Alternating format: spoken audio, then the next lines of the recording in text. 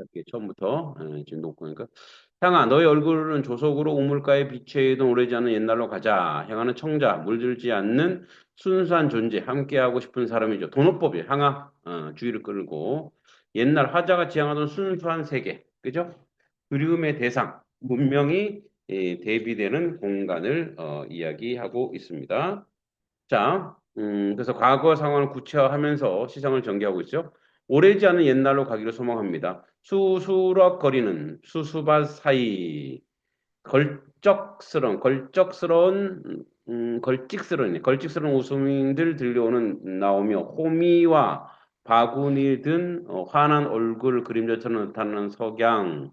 자, 수렁거리는 수수밭, 걸쭉한 웃음, 꾸밈 없는 순수함과 웃음, 수수 때 내린 소리. 자, 청각적이죠? 음성 상징어, 의성어, 청각적 심성을 활용했죠. 대상의 인격을 부여해 의인법도 썼습니다. 환한 얼굴의 석양, 즐거워하는 사람들의 아름다운 자연 등 시각적 심상과 생략을 통해 독자의 생각을 이끌었다. 행복했던 옛날 아름다운 모습을 상징합니다. 구슬처럼 흘러가는 냇물가에 맨발 담그고 늘어앉아 빨래들을 두드리던 전설 같은 풍속으로 돌아가자. 그러니까 때묻지 않은 냇물이 있고 정겨운 사람들이 있는 곳으로 돌아가고 싶은 그죠? 비유적인 청각적 시각적 이미지가 있습니다. 가자. 청유형 진술로 함께 가고 싶은 소망을 드러내고 있습니다. 자, 눈동자를 보아라 향하 해 올리는 무지갯빛 허울의 눈부심이죠. 넋을 빼앗기지 말고 눈동자 보는 것은 참된 소통이죠. 명령형 어미로서 화자의 소망을 의지를 드러내고 있다. 현대 문명 사회 부정적 세계를 얘기하고 있고 이 시에서 돌아가고 싶은 곳은 떠나고 싶은 공간을 찾는 것이 필요하죠. 철 따라 푸짐히 두레를 먹던 정전한 마을로 돌아가자. 자, 철 따라 푸짐히 떡을 먹던 곳으로 돌아가. 풍성함을 소망하는 거죠. 미끈덩한 기생충의 생리와 허식 안에 배기기 전에 눈빛 아침처럼 빛나는 우리의 고향 변형되지 않은 젊음으로 찾아가자꾸나. 그러니까 현대 문명 사회 부정적 세계 문명의 폐해 문명에 익숙해진 삶을 비판적 대상이죠. 인이 배기기 전, 몸이 익숙하기 전 순수하고 맑은 고향, 지기법이죠. 그러니까 허물과 허식에 병들지 않는 문명의 그런 곳을 찾기를 소망하는 거죠. 향아, 허물어질까 두렵노라. 얼굴 생김에 맞지 않는 발돋움 흉내낼 그만 내자. 문명의 피해에 대한 염려가 있죠. 반자연적 문명과 도시에 사는 부정적 의미죠. 들국화처럼 소박한 목숨을 가꾸기 위하여 맨발 벗고 콩과심하던 차라리 그 매개자에게로 가자. 콩을 털던 화자가 가고 싶은 공간이죠. 달이 뜨는 명절밤 비단치만 나부끼며 떼지어 춤추던 전설 같은 풍소로 돌아가자. 더불어 사는 삶이죠. 뇌물 굽이치는 싱싱한 마음밭으로 돌아가자. 생동감 넘치는 마음, 돌아가고 싶은 곳이죠. 대리하는 시어야, 그죠? 콩을 털던 자연과 인간 본연의 순수한 세계를 얘기했죠. 인간의 본연의 모습으로 세계로 돌아가기를 소망하고 있다. 그래서 자유시, 서정시, 산문시입니다. 그래서 문명 비판적, 소망적, 의지적이죠. 그런 내용으로 보시면 되겠습니다. 자, 그래서 주제는 순수하고 소박한 공동체적 삶의 회복에 대한 소망, 순수함을 간직하고 있던 과거 세계로 회귀에 대한 소망, 자연과 인간의 아름다움과 조화롭던 세계로 회귀의 의지. 그래서 옛날의 현재를 대비하여 인간의 본연의 삶의 아름다움을 회복하자 하는 의지를 보여주고 청유형 문장 나오죠. 그다음에 회상적 뭐뭐 하던 과거 회상 상황. 긍정적 시와 부정적 시와 대비. 연이 바뀌어서 점점 길어진 시행에 소망의 간절함을 주는 효과. 사회는 허울, 기생충, 생리, 허식이라는 표현을 통해 문명 비판적 태도를 보이고 있다. 실제 대상을 돈어법, 생리학법을 활용해서 주의 환기를 시키고 있다. 네, 이렇게 향화를 보시면 되고 그 다음에 뭐야? 자, 기영도의 이거 좋아하는 신이에요. 기영도 전문가, 기영도의 전문가라는 시입니다. 이렇게.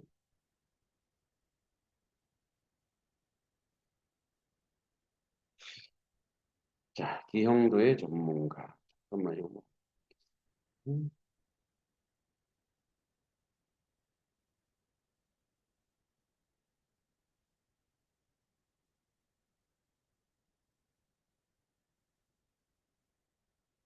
자, 봅시다.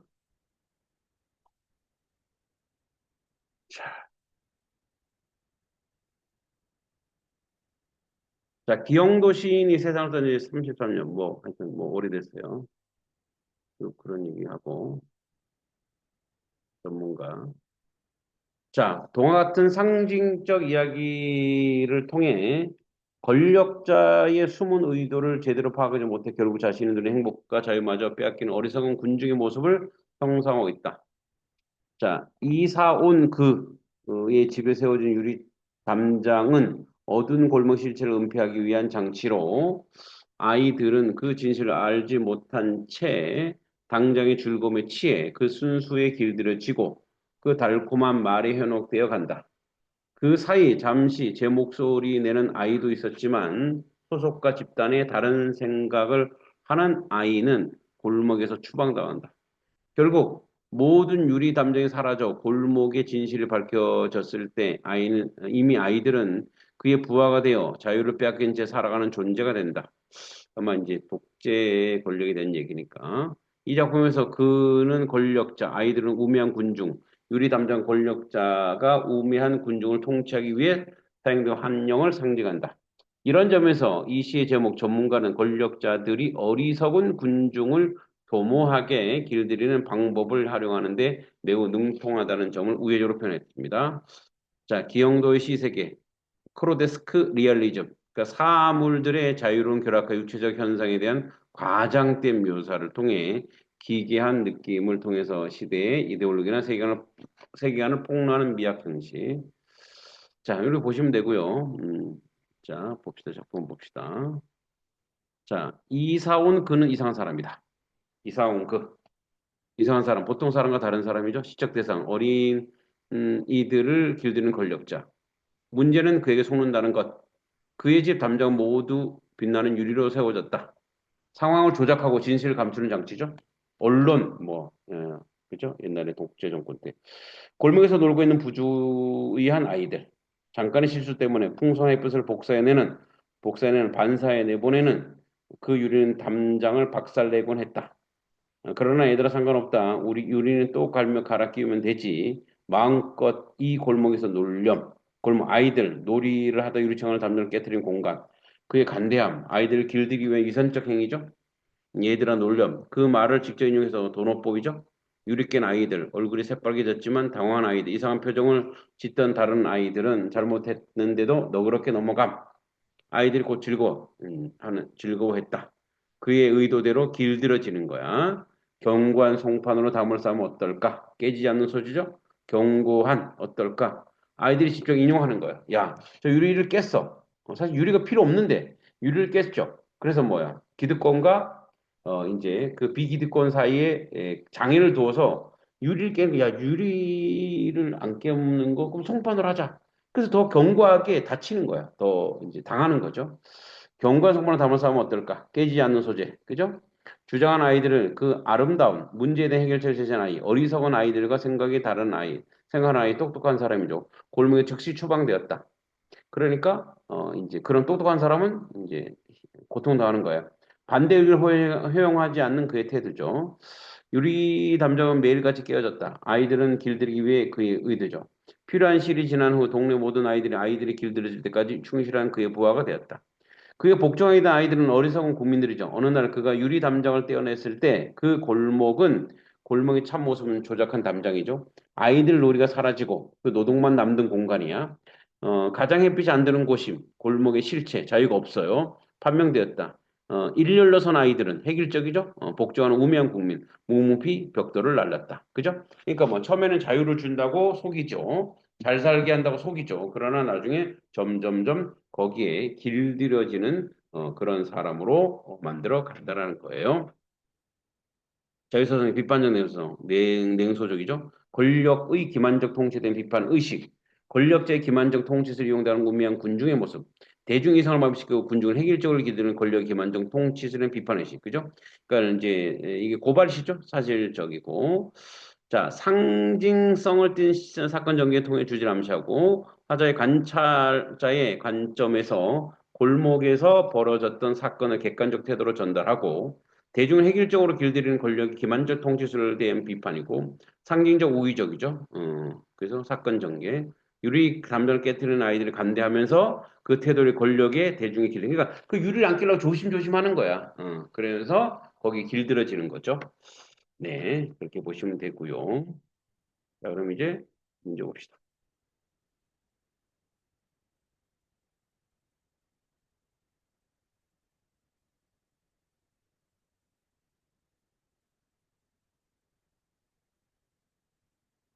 자, 다들 답을 잘 찾았대, 그죠? 이거 보고 그다음에 이 32번 가장 적절한 것은 자, 어, 내용은 이제 분석이 됐기 때문에 내용은 쉽죠? 예, 그래서 2번이죠. 2번. 나는 상징성을 띤 사건 전개를 통해 주제를 암시하고 있다. 예, 상징성. 아까 얘기했죠? 이상한 사람 유리, 예, 유리를 통해서 이제 권력자가 이제 휘두르는 거죠. 여러분 둘 다 맞아서 그다음에 33번. 기업과 니은의 비교 내용으로 가장 적절한 것은 정자나무 정자나무 마을 과거죠. 니은 그 골목. 자, 요 부분이 뭔지를. 자, 여러분 여기 4번이라 그랬네요. 그죠? 4번. 자, 기역은 하자가 돌아가고 싶은 공간이죠. 호미와 바구니를 든 환한 얼굴을 볼 수 있고 철따라 푸짐이 둘에 먹던 곳이며 명절 밤 비단처럼 나부끼며 떼지어 춤추던 곳이죠. 이처럼 기역은 노동과 놀이 공존하는 건강하고 생명이 넘치는 농촌이야. 니은은 아이들이 그 놀이를 하다가 매일같이 유리 담장을 깨뜨린 공간인데 유리 담장 모두 깨지자 아이들은 그의 부하가 되어 벽돌을 날라야 하는 처지가 되었죠. 니은은 아이들이 철없는 놀이만 즐기다 결국 자유를 빼앗기고만 노동하게 된 공간이죠. 그래서 답은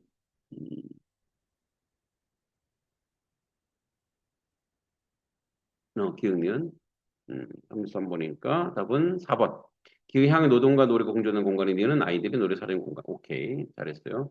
자, 34번 봅시다. 34번은 이제 오답률이 57.9%인데 둘 다 맞았어요. 자, 보자.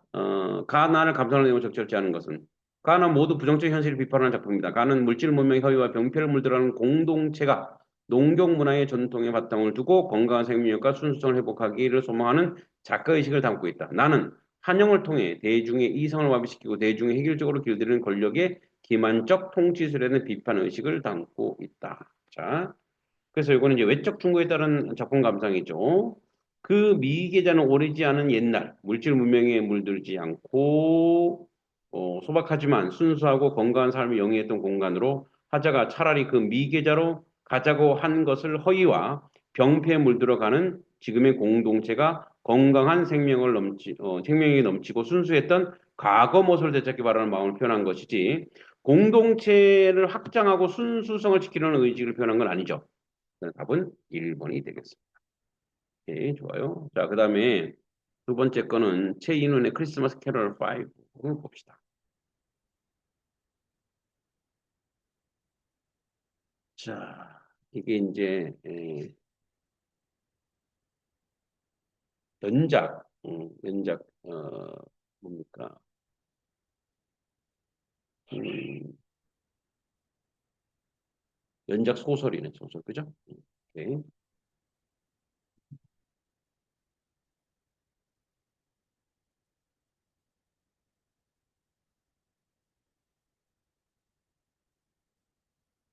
최인훈은 소설을 참 어렵게 쓰기로 유명한 사람이죠.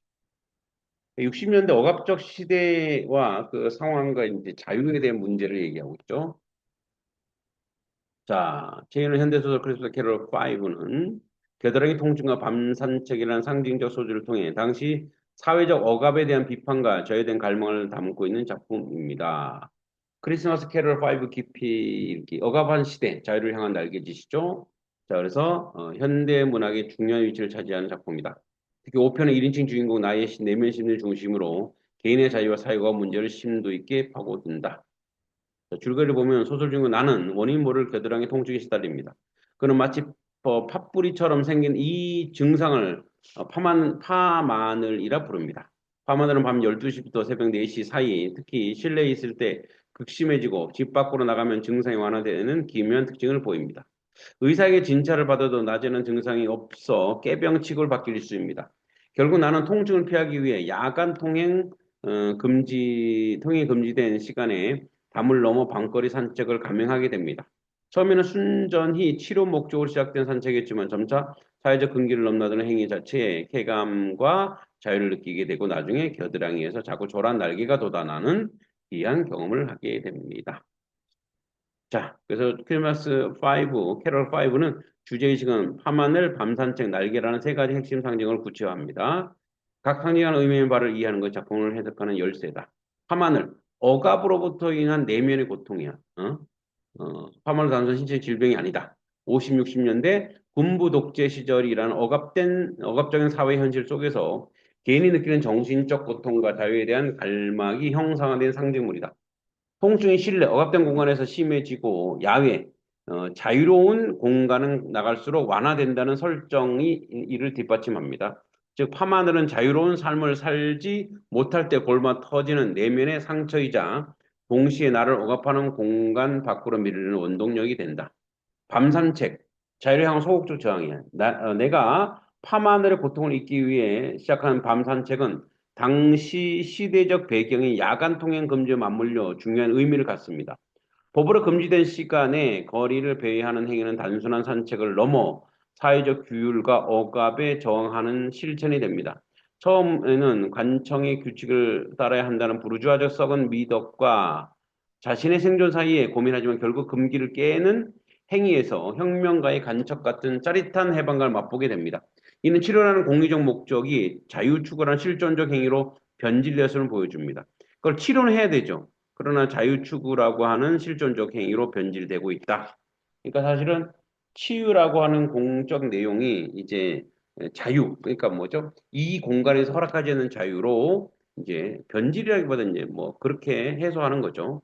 날개, 불안전하지만 소중한 자유의지죠. 밤상계 도전 나는 겨드랑이 날개, 돋아는 날개를 자유를 향한 의지가 구체화된 상징입니다. 하지만 이 날개는 새끼 까마귀 것만한 치사하게 쬐끔한 모습이며 곱슬곱슬한 깃을 가진 귀한 형태입니다. 또한 자신의 의지대로 움직이지 않습니다. 이처럼 초라하고 불완전한 날개 모습은 억압적 현실 속에서 개인이 혜택할 수 있는 자유가 얼마나 미약하고 불완전한지 역설적으로 보여줍니다. 동시에 나는 이런 날개된 부끄러움을 느끼는데 이는 온전한 자유를 누리지 못하는 자신과 사회에 대한 비판적 성찰로 이해할 수 있다. 주제와 의, 억압 속에서 발견하는 자유로운 주제죠. 그죠? 그 얘기를 쭉 했습니다. 오늘 본문은 네, 여러분 다 읽어봤으리라 생각하고 볼까요?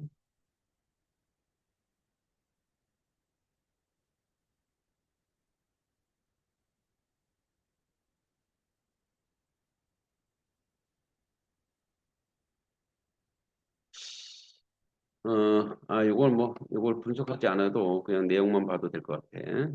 그죠? 자, 그런 일이 있어 한 달쯤 전에 겨드랑이에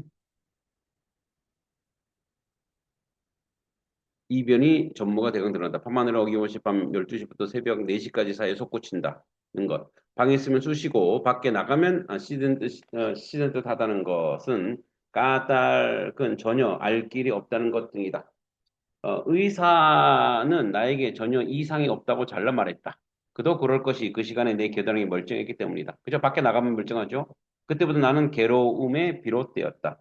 하마늘을 여전히 불규칙한 사이를 띄고 두고 튀어나왔다. 연 이틀 쑤시는가 하면 한 일주일 소식을 끊고 하는 것이다.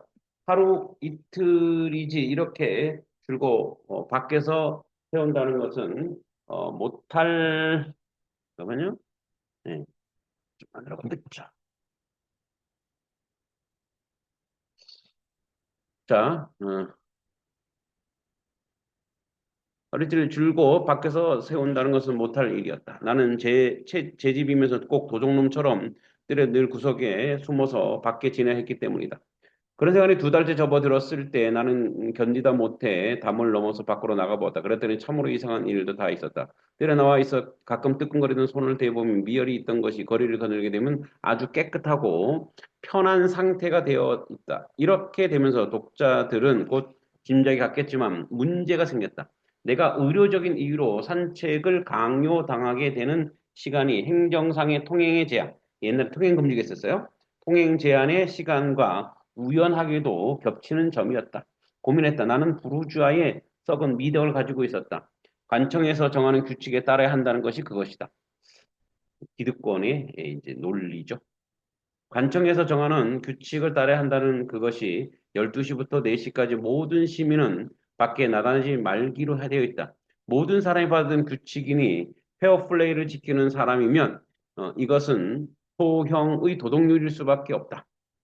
작은 자의 이제 도덕 원칙이죠. 그러나 이 도덕률을 지키는 한 내 겨드랑이 요절이고 나는 죽을지도 모른다. 나는 겨드랑이에 파마늘 같은 것이 돋으면서 밤거리에 몰래 산책하곤 한다. 나는 밤에 산책하는 중 종종 다른 사람들과 마주친다. 오늘은 경관을 만났다. 나는 얼른 몸을 숨겼다. 그는 부산하게 내 앞을 지나갔다. 그 순간 나는 내가 레닌인 것을 레닌 이제 러시아의 이제 독재자죠. 안중근인 것을 김구인 것을 아무튼 그런 인물임을 실감하는 것이다. 나는 이제 저들과 이제 안중근과 뭐 김구는 독립운동가예요. 저들은 뭐야? 이제 저들 숨어 지내는 거. 저들은 저들이 저항하는 존재죠. 또 레닌은 이제 프롤레타리아 혁명을 했던 사람이니까 부르주아에게 이제 대항하는 거니까. 아무튼 그런 인물임을 실감한 것이다. 그가 지나간 다음에 나는 은신처에 나오지 않았다. 공화국의 시민이 어쩌하여 그런 엄청난 변모를 할 수 있는지 모를 일이다. 나는 정치적으로 백치나 다름없는 감각을 가진 사람이다. 위에서 레닌, 김구를 같은 유에 놓는 것만도 가지고도 알만한 것이다. 그러나 경관이 지나는 순간 내게 혁명가였다는 것은 분명한 사실이다. 혁명가라고 자꾸 하는 것이 안 좋으면 간첩이라 해도 좋다. 나는 그 순간 분명히 간첩이었던 것이다. 그런데 내가 간첩이 아닌 것은 역시 분명하다. 도둑놈 이래도 그렇다. 나는 분명히 도둑놈이었으나 분명히 도둑놈은 아니었다. 나는 아주 희미하게나마 혁명가, 간첩, 도둑놈 그런 사람들의 마음을 알만해지는 듯 싶었다. 이 맛을 못 잊는 것이구나 하고 나는 생각하였다. 나도 물론 처음에는 치료라는 순전히 공리적인 이유로 이 산책에 나섰다. 그러나 지금으로서는 반드시 그런 것만 아니다. 설사 내 겨드랑이에 달걀이 영원히 가 버린다 하더라도 이 금지된 산책을 그만둘 수 있을지 심히 의심스럽다. 나는 산책의 성격을 변질되기 시작했다. 누룩 반죽처럼 이제 산책을 하면서 자기 삶을 나름대로 즐기는 거죠. 기적의 기적, 기적, 경악, 공포, 웃음. 오늘 세상에 희한한 일이 내 몸에 일어났다. 한강 근처 산책하고 있는데 겨드랑이 간질간질 해왔다. 나는 속옷 사이로 더듬어봤다. 털이 만져졌다. 그런데 다 임새가 심상치 않다. 털이 괜히 빳빳하고 잘 묶여 있는 느낌이다. 빗자루처럼 잘 만져본다. 아무래도 보통이 아니다. 나는 바위 틈에 몸을 숨기고 위도를 봤다. 속옷은 벗지 않고 들치고 겨드랑이 들여다보다. 나는 실소하고 말았다. 내 겨드랑이에 새끼 까마귀의 그것만 한 아주 치사하게 조그만 날개가 돋아나 있었다. 다른 쪽 겨드랑이 또 들여다보았다. 나는 쿡 웃어버렸다. 그쪽에 장난감 몽둥이자루 간 것이 달려있는 것이다. 그러니까 날개는 자유죠. 이상이죠. 날아가는데 그 날개조차 소극적이 되어버린 거야. 그러니까 이제 어떤 그 현실에 적응해버린 거죠. 날개가 보통 새들의 것과 다른 점이 그 깃들이 곱슬곱슬한 고수머리건 뿐이다. 이놈이 나오려는 아픔이었구나 하고 나는 생각했다. 나는 그 날개를 움직이려 해보았다. 깃바퀴가 말을 안 듣는 것처럼 그 놈도 움직이지 않았다. 나는 참말 부끄러워졌다. 자, 28번 봅시다. 서술상 특징이죠? 이거는 쉽게 답을 찾을 수 있을 거예요. 그죠? 윗글의 주인공이자 중심인물의 나는 겨드랑이 생긴 이병과 그로 인해 벌어지는 사건이 나타나 있죠. 그리고 이 사건에 대한 나의 내적 반응은 뭐예요? 나의 목소리를 통해 제시되어 있죠. 답은 그래서 5번이죠. 자, 29번. 윗글에 대한 적절치 않은 것은 자, 작품의 내용을 이해하는 건데 이건 4번인 거 알 수 있죠. 자, 나는 시민이 정한 규칙을 준수해야 하는 페어플레이를 지키지 못하게 돼서 고민한다. 열심히 지킨다고 그랬어요, 이 사람. 그렇죠? 준수해야 된다. 뭐 이렇게 얘기했죠. 쉬웠어요. 자, 이번에 다 쉬웠는데 30번. 기흥리를 가장 적절한 것은 자, 아까 기억이 뭐였어요? 은신처. 니은은 바이텀. 자, 어, 기억은 정신적 안정을 위한 공간이죠. 응? 은신처니까. 니은은 신체적 회복을 위한 공간이, 신체적 회복이라고 하는 공간이라고는 알 수 없어요. 그죠? 니은은 타인의 출현으로 인해서 몸을 감춘 공간이죠. 공간에 볼 수 있지만, 어, 기억은 뭐야? 경간의 출현으로 인해 몸이 감춘 공간에 볼 수는 없어요. 자, 그래서 기억과 니은, 자, 기억은 정신적 안정을 니는 신체적 회복을 위한 공간이다. 자, 정신적 안정은 아니고 기억이. 니은도 신체적 회복을 위한 공간에 볼 수 없죠. 예. 기억은 윤리적인, 니는 정신적인. 자, 기억은 통행제하는 제도적인 이유로 몸을 숨기는 공간에 윤리적인 이유로 몸을 숨기는 공간에 볼 수 없고, 니은은 겨드랑이에 나타나는 현상을 확인하기 위해 몸을 숨기는 공간에 정치적 이유로 몸을 숨기는 공간에 볼 수 없죠.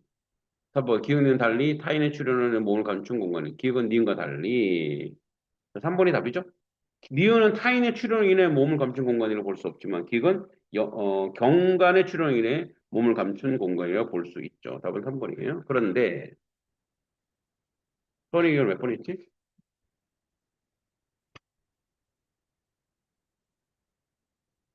선이가 3번은, 어?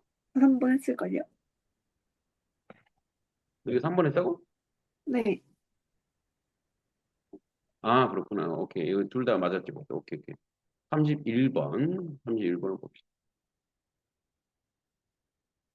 자, 31번. 자, 31번에 이제 틀린 걸 찾는 건데 외적 증거에 따른 작품 감상이죠. 그래서 외적 증거가 뭐냐? 자, 크리스마스 캐럴 5는 자유가 억압된 시대적 상황에서 자유의 가능성 한계를 묻는 작품이죠. 나는 겨드랑이에 돋는 정체불명의 파마늘이 주는 통증에 대한 자유를 대한 요구를 그로 인해 밤 산책의 자유를 위한 실천을 의미한다. 작품은 처음에 명료하지 않고 미약했던 자유를 향한 의지가 밤 산책 거듭하면 심화되는 모습을 향해 함께 그 과정에 생기는 문제점을 드러내고 있다. 자, 복인을 참고하면 산책은 자유를 위한 실천을 의미하죠. 한편 나에게 있어 산책은 공리적인 목적은 겨드랑이 통증 없애는 것인데 복인은 뭐야? 통해 이러한 목적을 가지고 행했던 산책이 점차 누룩 반죽처럼 변질되었다는 표현은 산책의 의미가 치료를 위한 행위에서 자유를 위한 실천을 확장되었음을 비유적으로 나타내는 것이라 할 수 있죠. 따라서 변질되었다는 표현은 자유의 필요성에서 망각되어 자유 실천의 목적 훼손되는 문제점에 대한 비판이라고 볼 수는 없어요. 그럼 봅시다. 1번. 자, 통행 제한으로 틀린 걸 찾는 거예요. 통행 제한으로 인해 산책의 자유가 제한된 상황은 단순한 이동의 자유뿐만 아니라 자유가 없던 시대적 상황을 얘기하고 문제 제기를 할 수 있죠. 그죠? 1번 맞아요. 그다음에 음,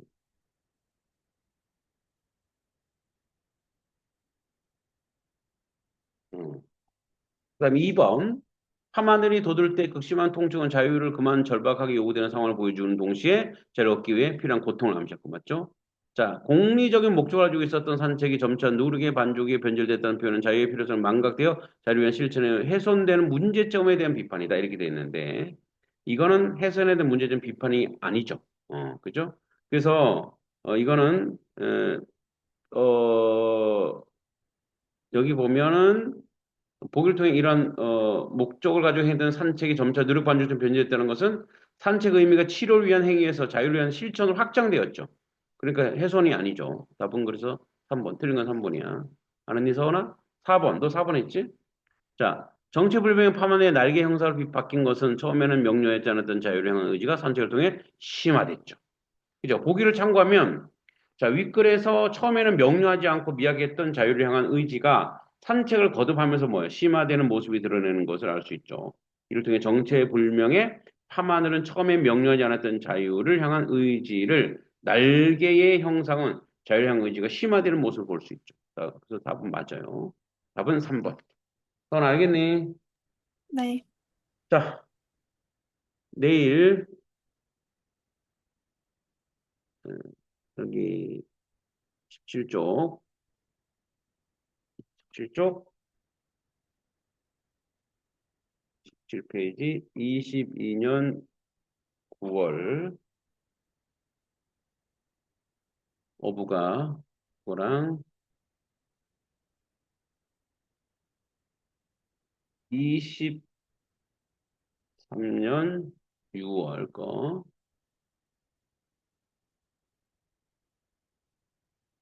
그렇죠. 그래서 몇 페이지까지냐?